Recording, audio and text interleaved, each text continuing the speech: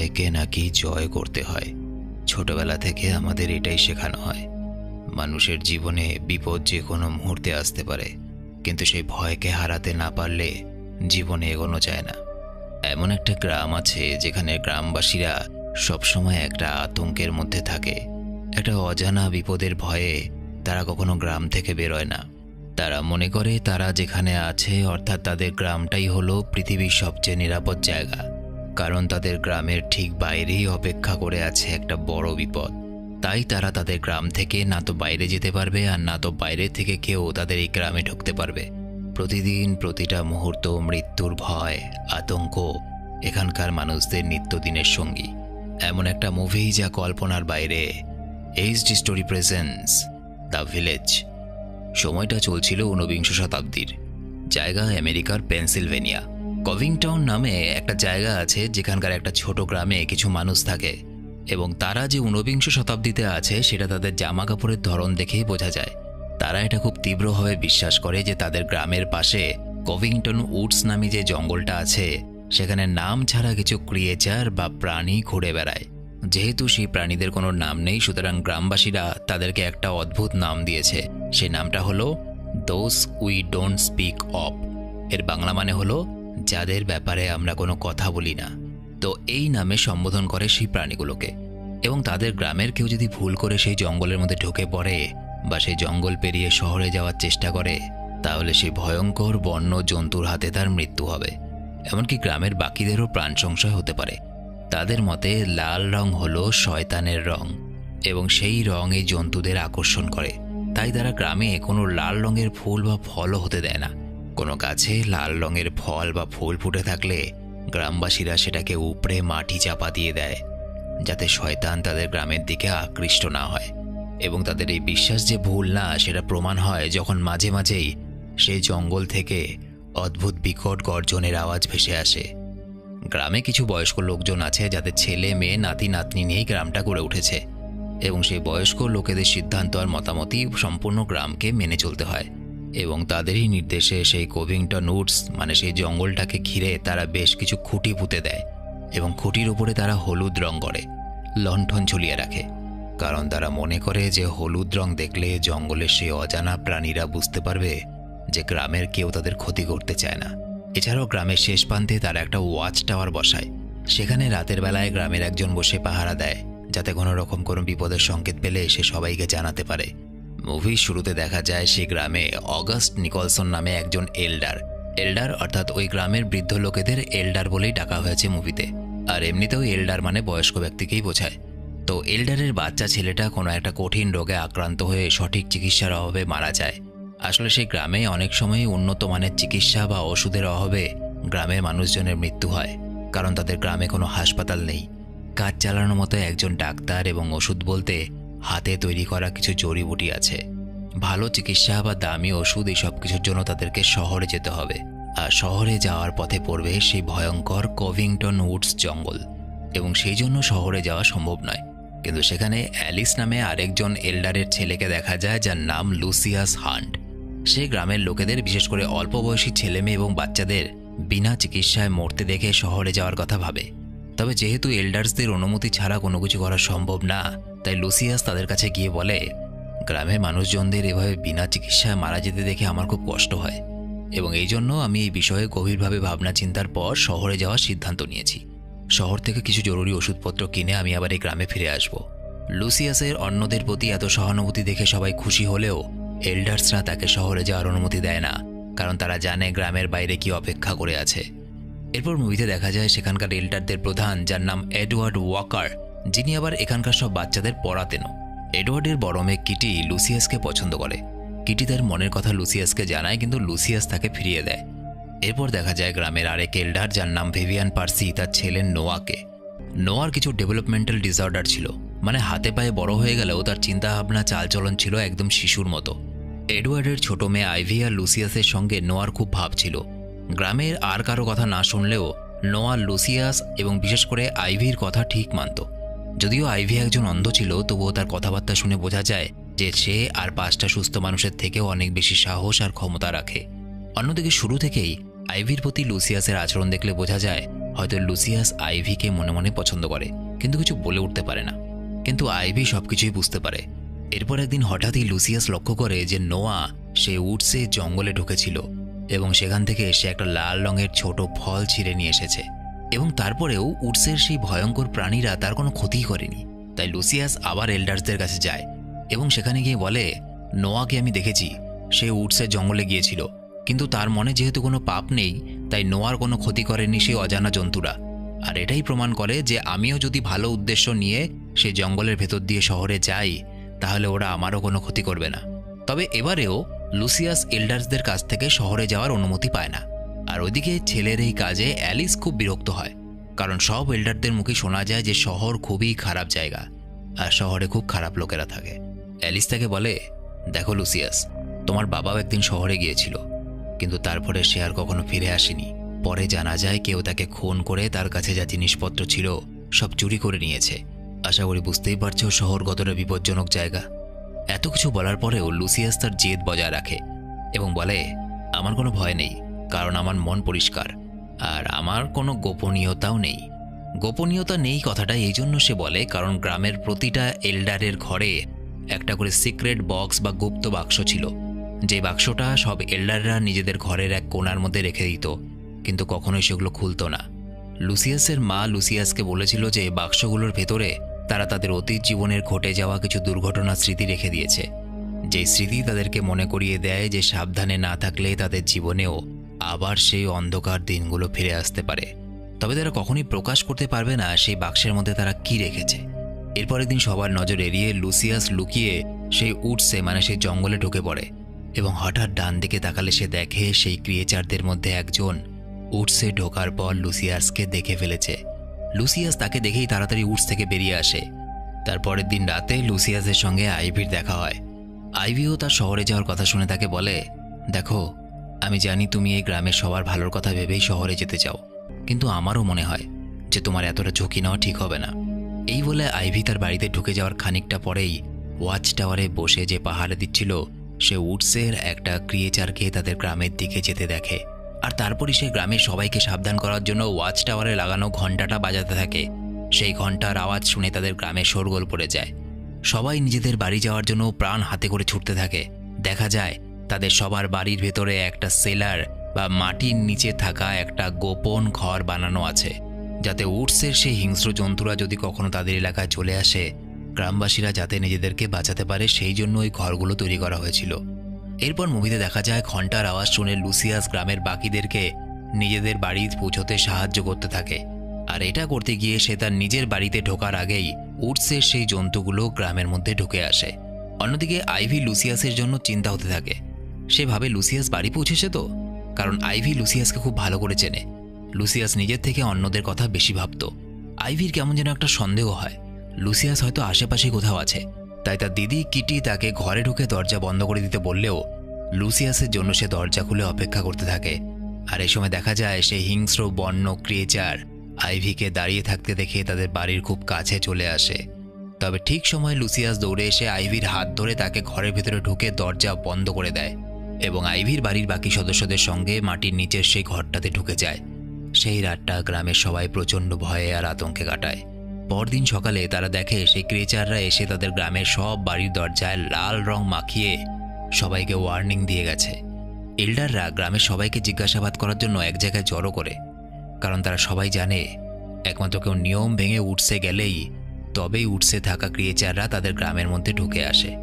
Lucius সবার সামনে নিজের ভুল স্বীকার করে নেয় এবং বলে, আমায় আপনারা ক্ষমা করবেন, এসব কিছু হয়েছে আমার জন্য।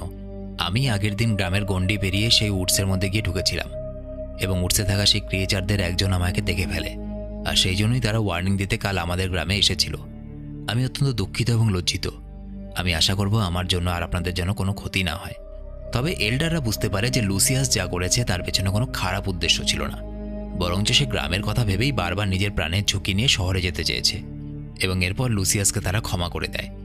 লুসিয়াস কিট্টির দেওয়া বিয়ের প্রস্তাবে রাজি না হওয়ায় কিট্টি সেই গ্রামেরই একটা ছেলে যার নাম ক্রিস্টফ তার সঙ্গে তার সম্পর্ক তৈরি হয় এবং তারা বিয়ে করার সিদ্ধান্ত নেয়। তাদের বিয়ের দিন রাতে সবাই যখন নাচে গানে মেতে ওঠে তখন হঠাৎ করেই তারা দুজন বাচ্চার চিৎকার শুনতে পায়। সবাই বাইরে বেরিয়ে আসে, আর সেই বাচ্চাগুলো এডওয়ার্ডকে বলে যে তারা আবার উডস থেকে একজন ক্রিয়েচারকে তাদের গ্রামে আসতে দেখেছে। এরপর যেখানে বিয়ের অনুষ্ঠান পালন করা হচ্ছিল সেখান থেকে সবাই তারা একসাথে বাড়ির দিকে এসে দেখে সেই ক্রিয়েচাররা তাদের খামার থেকে তাদের সব পশুদের বার করে তাদের মেরে ছাল ছাড়িয়ে কিছু পশুর দেহ তাদের বাড়ির দরজার সামনে ঝুলিয়ে দিয়েছে, আর কিছু এখানে ওখানে ছড়িয়ে দিয়ে চলে গেছে। এর আগেও দু একটা পশুকে ওরা একইভাবে গ্রামের বিভিন্ন জায়গায় মরে পড়ে থাকতে দেখেছিল। এরপর সেদিন রাতে হঠাৎ করে ঘুম ভেঙে যায় আইভির। সে দেখে লুসিয়াস তাদের উঠানে এসে বসে আছে। আইভিও বেরিয়ে আসে এবং লুসিয়াসকে জিজ্ঞাসা করে, এত বাড়ির উঠান থাকতে তুমি হঠাৎ করে আমাদের বাড়ির উঠানে এসে বসে আছো কেন? তাহলে কি তুমি আমায় ভালোবাসো? আইভির মুখ থেকে এইসব কথা শুনে লুসিয়াসও প্রথমে আইভির কাছে স্বীকার করে নেয় যে সে তাকে ভালোবাসে, এবং তারা ঠিক করে তারা বিয়েও করবে। এরপর তাদের বিয়ের ব্যাপারে গ্রামে জানাজানি হতেই সব ভয় ভুলে গ্রামবাসীরা আবার উৎসবের আমেজে মেতে ওঠে। আর দেখা যায় নোয়ার কানে আইভি আর লুসিয়াসের বিয়ের খবর পৌঁছতেই সে লুসিয়াসের বাড়ি চলে যায়। যেহেতু আইভি নোয়ার খুব কাছের, তাই হয়তো আইভির বিয়ের কথা শুনে তার একটু খারাপ লেগেছে। লুসিয়াস নোয়াকে বলে, আমি জানি তুমি আইভিকে পছন্দ করো, আইভিও তোমায় খুব পছন্দ করে, কিন্তু কি বলো তো? এসব কথা বলতে বলতেই পেছন ফিরে তাকাতেই নোয়া লুসিয়াসের পেটে আর বুকে ছুরি মেরে দেয়। আসলে নোয়া ভাবে যে লুসিয়াস আইভিকে তার থেকে কেড়ে নিচ্ছে, এবং সেই জন্য সে লুসিয়াসকে প্রাণে মেরে ফেলার চেষ্টা করে। এরপর দেখা যায় নোয়া নিজেই বাড়ি গিয়ে তার মা বাবাকে নিজের রক্ত মাখা হাত দুটো দেখায়। এরপর গ্রামের সবাই খোঁজ করতে থাকে যে নোয়া কাকে আঘাত করেছে, এবং আইভি লুসিয়াসের খোঁজ করতে করতে তার বাড়ি যায় এবং লুসিয়াসের বাড়িতে গিয়ে এসে জানতে পারে যে নোয়া লুসিয়াসকে ছুরি মেরে প্রাণে মেরে ফেলতে চেয়েছিল। গ্রামের সবাই ভাবতে থাকে যে হয়তো নোয়ার মানসিক অবস্থার অবনতি হয়েছে, আর তাই তারা নোয়াকে একটা ঘরে বন্দি করে রাখে। অন্যদিকে ছুরির আঘাতে লুসিয়াসের অনেকটা রক্তক্ষরণ হওয়ার কারণে তার ইনফেকশন হয়ে যায়, এবং গ্রামের ডাক্তার বলে যে লুসিয়াসের বেঁচে থাকার কোনো আর আশাই নেই। কিছু ওষুধপত্র যদি পাওয়া যেত তাহলে ইনফেকশনটাকে কমানো যেত, আর লুসিয়াসও বেঁচে যেতে পারে। একথা শুনে আইভি লুসিয়াসকে বাঁচানোর জন্য মরিয়া হয়ে ওঠে। সে তার বাবার কাছে শহর থেকে লুসিয়াসের জন্য ওষুধ নিয়ে আসার অনুমতি চায়। এডওয়ার্ডেরও মনে হয় যে লুসিয়াসের মতো একজন ভালো মানুষের সাথে যা হয়েছে সেটা অন্যায়। যে অন্যায়, যে পাপের হাত থেকে বাঁচার জন্য তারা শহরকে বিপজ্জনক মনে করে, এই গ্রামে থেকে সেই ধরনেরই অন্যায় হয়েছে লুসিয়াসের সঙ্গে। তাই সে গ্রামে সবার ইচ্ছের বিরুদ্ধে গিয়ে আইভিকে শহরে যাওয়ার অনুমতি দিয়ে দেয়। তবে তার মনে হয় যে শহরে যাওয়ার আগে উডস সম্বন্ধে কিছু সত্যি কথা আইভির জেনে রাখা দরকার। তাই সবার নজর এড়িয়ে এডওয়ার্ড আইভিকে তাদের গ্রামের এক প্রান্তে একটা বড় বাড়িতে নিয়ে আসে। আর এখানে চমকে দেওয়ার মতো একটা ঘটনা দেখা যায় উডসে জঙ্গলে সেই হিংস্র ক্রিয়েচাররা যাকে দেখে গ্রামবাসীরা ভয় পায়, তারা আর কেউ না, তারা হলো সেই গ্রামেরই এল্ডাররা, অর্থাৎ বৃদ্ধ মানুষেরা। গ্রামের এল্ডাররাই এই ধরনের অন্যরকম দেখতে প্রাণীর পোশাক পরে উডসের সেই ক্রিয়েচার বা জন্তু সেজে থাকার নাটক করত, যাতে কোনো গ্রামবাসী সেই জঙ্গল পেরিয়ে শহরে যাওয়ার সাহস না দেখায়। এবার প্রশ্ন হলো, কেন এই অদ্ভুত জন্তুদের মতো পোশাক পরে নিজেদেরই গ্রামবাসীদেরকে ভয় পাইয়ে রাখত ওরা? কেনই বা তাদেরকে শহরে যেতে দিত না? সেই ঘরে নিয়ে গিয়ে এডওয়ার্ড আইভিকে সেই পোশাকে হাত দিয়ে দেখায়। আইভি অবাক হয়ে যায়। সে এডওয়ার্ডকে নানা প্রশ্ন করে, তাহলে সেই উডসের জঙ্গল থেকে ভেসে আসা ওই বিকট চিৎকার, ওই পশুদের মতো আচরণ, এগুলো সব তোমরা করতে? এটা কেন করলে বাবা? এত বড় মিথ্যে কথাটা তোমরা গ্রামের সবাইকে কেন বললে? কেনই বা ভয় পাইয়ে রাখো সবাইকে? এডওয়ার্ড বলে, এত কথা বলার সময় আমাদের হাতে নেই আইভি, শুধু এতটুকু জেনে রাখো, এই গ্রামে প্রত্যেকটা এল্ডারের জীবনে কিছু না কিছু দুর্ঘটনা ঘটেছে, আর সেই অতীতের দুর্ঘটনা তাদের জীবন থেকে কোনো না কোনো প্রিয়জন মানুষকে কেড়ে নিয়েছে। তাই তারা পৃথিবী থেকে নিজেদেরকে আলাদা করে নিয়েছে, যাতে তাদের বাকি প্রিয়জনেরা সুরক্ষিত থাকে। আর তার জন্য যত দূর পর্যন্ত যেতে হয়, যা যা করতে হয়, আমরা সব কিছুই করেছি, যাতে আমাদের কোনো প্রিয়জনকে হারাতে না হয়। তুমি যাও, লুসিয়াসের জন্য ওষুধ কিনে নিয়ে এসো। তোমার সাথে গ্রাম থেকে আমি আরও দুজনকে পাঠাবো, কিন্তু মনে রেখো এই কথাগুলো যাতে অন্য কেউ জানতে না পারে। গ্রামের বাকি এল্ডাররা কিন্তু এডওয়ার্ডের এই সিদ্ধান্তে খুশি হয় না, কারণ তারা ভয় পাচ্ছিল যে তাদের এতদিনে তপস্যা বৃথা হয়ে যাবে। কারণ যদি আইভি নিরাপদভাবে শহরে গিয়ে ওষুধ নিয়ে আবার গ্রামে ফিরে আসে, তাহলে গ্রামের সবাই বুঝে যাবে যে উডসে জঙ্গলে যে জন্তুগুলো থাকে সেগুলো মোটেও ক্ষতিকারক নয়, বা পরবর্তীতে আইভি দেখা দেখি অন্য সবাইও শহরের দিকে যেতে পারে। এই ভয় পাচ্ছিল এল্ডাররা।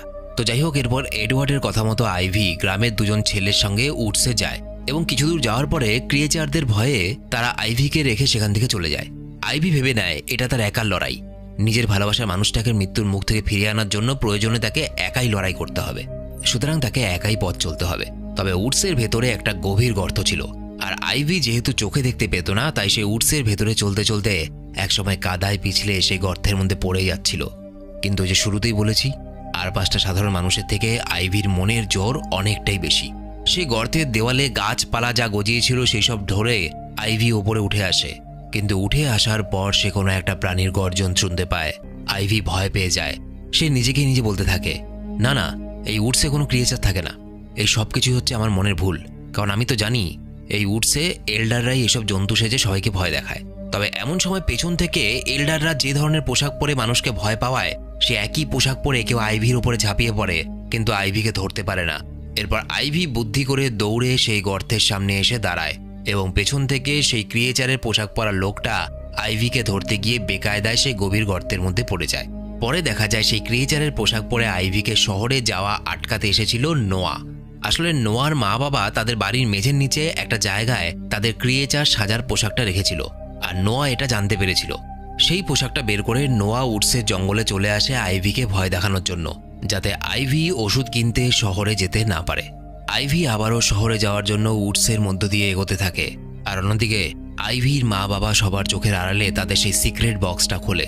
তাদের সেই বাক্সের মধ্যে অনেক দিন আগের কিছু খবরের কাগজ থেকে কেটে রাখা ছোট ছোট কাগজের টুকরো পাওয়া যায়, এবং একটা কাউন্সিলিং সেন্টার বা মেন্টাল অ্যাসাইলাম, মানে মানসিক অবসাদগ্রস্ত লোকেরা যেখানে নিজেদের চিকিৎসা করাতে যায়, সেই সেন্টারের বাইরে দাঁড়িয়ে থাকা এই গ্রামের সব এল্ডারদের একটা ছবি দেখা যায়। আর এখানে এই মুভির সবচেয়ে বড় টুইস্ট দেখা যায় এই যে এটা 19th সেঞ্চুরি বা 19বিংশ শতাব্দী নয়, তারা সবাই একবিংশ শতাব্দী অর্থাৎ 21st সেঞ্চুরিতেই আছে। তাহলে এইসব কি? এই গ্রামের মধ্যে সবকিছু 19বিংশ শতাব্দীর কেন? এবং এই কথাগুলো শুধুমাত্র গ্রামের এল্ডারদের মধ্যে সীমিত ছিল, শুধুমাত্র তারাই জানতো। আসলে এতদিন ধরে এল্ডাররা শুধুমাত্র একটা নাটক করে গেছে। এই গ্রামে যতজন এল্ডার থাকে তাদের সবার জীবনেই অনেক খারাপ খারাপ ঘটনা ঘটেছিল। কারোর বোনকে নির্মমভাবে ধর্ষণ করে খুন করা হয়, বা কারো স্বামীকে কিছু টাকার জন্য প্রাণে মেরে ফেলা হয়, আবার কারো দাদাকে বিনা কারণে গুলি করে মেরে ফেলা হয়, আবার কারো বাবাকে তারই বন্ধু টাকা পয়সার জন্য মেরে আলমারির মধ্যে ঝুলিয়ে দিয়েছিল। এইসব ঘটনার পর এডওয়ার্ড ওয়াকার সেই কাউন্সিলিং সেন্টার বা সেই মেন্টাল অ্যাসাইলামে উপস্থিত সবাইকে একটা প্রস্তাব দেয় যে আমরা সারা জীবনের জন্য এই শহর ছেড়ে একদম দূরে একটা জায়গায় চলে যাব এবং আমরা সেখানে নিজেদের মতো করে থাকব। শহরের মানুষ খারাপ এটা তাদের মাথার মধ্যে ঢুকে গেছিল, কারণ শহরেই তাদের সঙ্গে এইসব ঘটনাগুলো ঘটেছিল। তারা সেদিন সিদ্ধান্ত নিয়েছিল যে সারা জীবনের জন্য শহর ছেড়ে কেভিংটনের ভেতরে একটা গ্রাম গড়ে তুলবে তারা, এবং সেখানেই থাকা শুরু করবে। মানুষের প্রতি মানুষের এত হিংস্রতা দেখে তারা বাইরের পৃথিবী থেকে মুখ ফিরিয়ে নেয় এবং নিজেদের জন্য একটা ছোট্ট নিরাপদ জায়গা গড়ে তোলে পৃথিবীর মধ্যেই কোনো একটা অজানা জায়গায়। এবং এটাই সেই কারণ যে তারা চায়নি যে এই গ্রামের কোনোদিন কেউ শহরে যাক, শহরের মানুষের হিংস্রতার মুখোমুখি হোক, কারণ তারা খুব ভালো করে বুঝতে পেরেছিল মানুষ যত বেশি অ্যাডভান্স, মানুষ যত বেশি আধুনিক, মানুষ যত বেশি শহরের জীবনযাপন পালন করে, তারা ততটাই হিংস্র হয়, তাদের মধ্যে মনুষ্যত্ব বোধটা অনেকটাই কম। এবং এই কারণেই তারা শহর থেকে সম্পূর্ণ আলাদা করে নিজেদের একটা আলাদা দুনিয়া গড়ে তুলতে চেয়েছিল। তারা এই বিষয়টা বুঝতে পারে, কিন্তু তাদের পরবর্তী জেনারেশন অর্থাৎ তাদের যে ছেলে মেয়ে হবে তাদেরকে তারা সেই গ্রামের ভেতরে কি করে রাখবে? তারা তো কোশ্চেন করবে যে কেন শহরে যাব না। এই জন্য তারা ওই জঙ্গলের ভেতরে অদ্ভুত জন্তুদের মতো পোশাক পরে ঘুরে বেড়াতো, এবং ছোটবেলা থেকে সেই ছেলে মেয়েগুলোর মনের মধ্যেই ভয় গেঁথে দিয়েছে যে এই জঙ্গলটা পার করে শহরে যাওয়া যায় না, ওই জন্তুগুলো আমাদেরকে খেয়ে ছিঁড়ে ফেলবে। এবং তাদেরকে বিশ্বাস করানোর জন্য তারা নিজেরাই নিজেদের গ্রামে এসে তাণ্ডব চালাতো মাঝে মাঝে, যাতে গ্রামের মধ্যে সবাই এটা বিশ্বাস করে নেয় সত্যি উডসের জঙ্গলে ভয়ঙ্কর জন্তু জানোয়ার আছে। এমনকি তারা তাদের উত্তরসূরিদের একথাও বলে যে আমরা যে সময়টাতে বসবাস করছি এটা হলো 19বিংশ শতাব্দী। কেন? সবকিছু নিয়ে মিথ্যে কেন বলেছে সেটা তো বোঝা গেল, কিন্তু সময়টা নিয়ে মিথ্যে কেন বললো একটু পরে জানতে পারবে। ওদিকে লুসিয়াস মৃত্যুর সঙ্গে লড়াই করতে থাকে। শেষ অবধি অনেক কষ্টে আইভি উডসের শেষ প্রান্তে এসে পৌঁছায়, যেখান থেকে তাকে একটা পাঁচিল টপকে অন্য প্রান্তে যেতে হবে, তাহলে সে লুসিয়াসের জন্য প্রয়োজনীয় ওষুধ জোগাড় করতে পারবে। আইভি কোনো মতে পাঁচিল টপকে অন্য প্রান্তে গিয়ে পড়ার সাথে সাথেই বুঝতে পারে উল্টো দিক থেকে একটা গাড়ি আসছে না? হ্যাঁ ঠিক, একটা গাড়ি দেখা যাচ্ছে। দেখা যায় যে গাড়িটা আসছিল তাতে লেখা ছিল ওয়াকার ওয়াইল্ড লাইফ প্রিজার্ভ। সেই গাড়ি থেকে একজন নেমে আসে যার নাম কেভিন। কেভিন এই এলাকার পার্ক রেঞ্জার, মানে এলাকায় কোনো বেআইনি কাজকর্ম হচ্ছে কিনা সেটা দেখার দায়িত্ব যে অফিসারের ঘাড়ে থাকে তাকে পার্ক রেঞ্জার বলে। কেভিন কিন্তু আইভিকে দেখে প্রচণ্ড অবাক হয়ে যায়।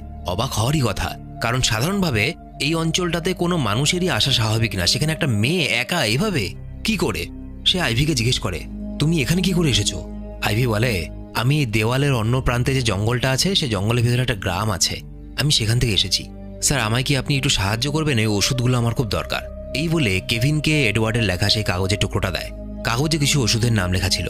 ওষুধগুলোর নাম দেখে কেভিন বুঝতে পারে যে কেউ প্রচণ্ড আঘাত পেয়েছে এবং সেটা ঠিক করার জন্যই ওষুধগুলো দরকার।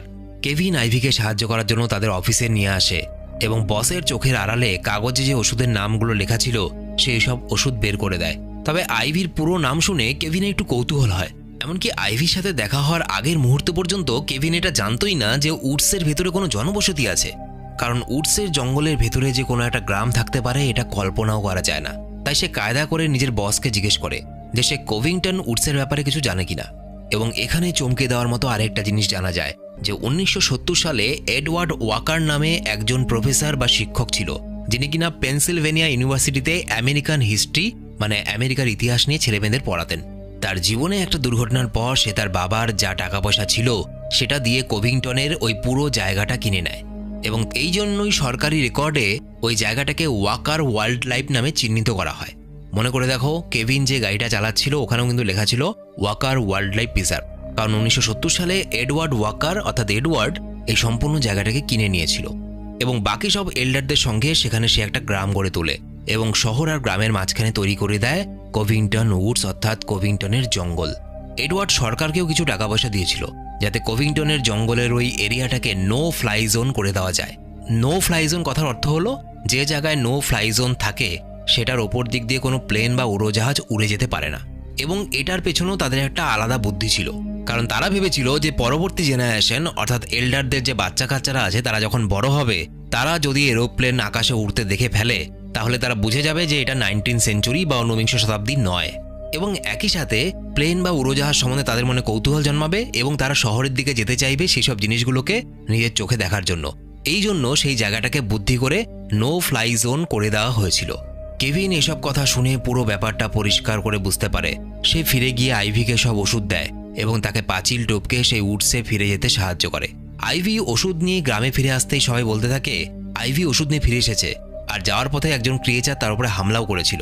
আইভি তাকে কায়দা করে মেরে দিয়েছে।